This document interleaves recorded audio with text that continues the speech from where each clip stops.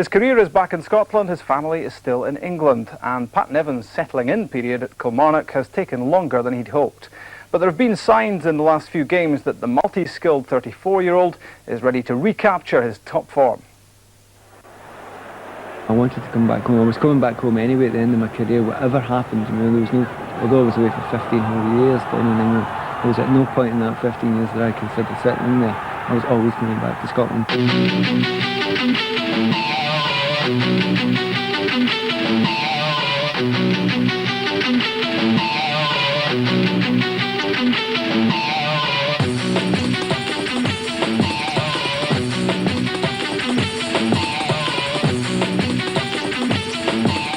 I enjoyed my times at Chelsea and Nevin at the top level, but I mean, taking away from Tranmere, I enjoyed my times there, and the first division is a good standard down in England as well. But I mean, if you're playing the Premier League in any country, you know, and especially your own country, you can't talk about that as a come down. And there's a lot of good players here, and there's a lot of good technique here as well, and I think a lot of people quite often talk Scottish football down. I think it's pretty easy to talk it down a lot of time, but I find it enjoyable, I find it entertaining, and I find a lot of good football being played. Nevin also finds time to write. His new book tries to get inside the footballer's head. A lot of books have been written by footballers and have not necessarily been the highest quality, and I wanted to look into it a little bit more depth. It's not one of those books, I scored a cracker and I felt great kind of books, you know. Really, I mean, I'm not particularly interested in the goals that I scored, and I'm sure the reader isn't generally interested either. It was more what a footballer goes through, what they feel. And it has to be said, I've been a bit of an outsider, even though I've been playing for 15 years, and even though I was the chairman of the BFA in England, I've always felt a bit of an outsider. And sometimes if you're an outsider inside, you can get the best view of all, and that was the reason why that opportunity arose, and I kind of took it. I'm quite happy with the result of it. It turned out the way I wanted it to. In football, is there a lack of getting inside the players' heads? I think there is.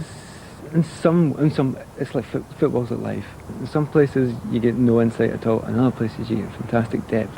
I mean, if you look at the Steens, the Shankleys, the Busbys, and you can almost put Alec Ferguson in that category as well. Their knowledge of the way different footballers' minds work is absolutely incredible, you know, and they could have been top psychologists in their own right. They understand players, and more importantly, they understand people. They would have been great managers if it was football or any business they'd done. And I think in football, the great managers are the ones that are capable of doing that and understanding that, but not all of them have that gift. Pat Nevin has always dared to be different. His face was as likely to appear in the music press as in a football magazine. And while in London, finding him in the Tate Gallery was a better bet than searching through pubs and bookies.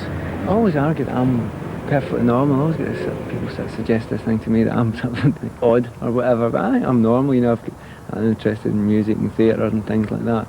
And I think that's, you know, a certain percentage of the population are into that sort of thing, but I mean, I've got time to do that just now as well, but it has to be said, once you get slightly older, taking care of the children's the big thing. All those big plans you had to go and spend 15 nights at the Edinburgh Festival and go and see all those strange French and German plays and films, it goes out the window because the kids have to be taken care of, but I enjoy that role. Probably enjoy that role more than any role, actually, if I'm going to be honest now. The Killie fans are beginning to enjoy his football role as well. Nevin, back in his homeland, promises to be a player of influence at Rugby Park.